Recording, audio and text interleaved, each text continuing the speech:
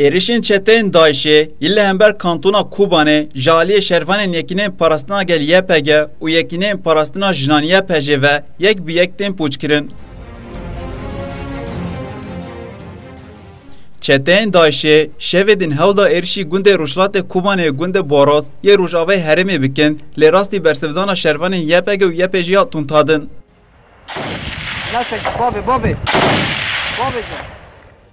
Di encama şer û pevçûnê di navbera şervanên YPG û çeteyên Daişê de derketin de tevî emîrekî Tunusî deha çete hatin kuştin û gelek ji wan jî hatin birîndarkirin. Dîsa di pevçûnên derketin de şervanên YPG du çikayên çetan rûxandin. Li aliyê din êrişên çeteyên Daişê yên li hember Iraq û Herêma Federal a Kurdistanê jî deam dikin.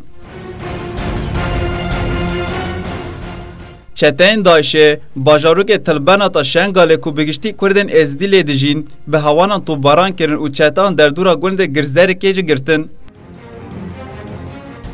Hat ragandin di encama topbaranê de heşt topên hewanê li Tilbenatê jî du jî li gundê Xizayê Tilbenatê ketine. Derheqê winda an zirara madî de agahiyên zelal nehatin bidestxistin.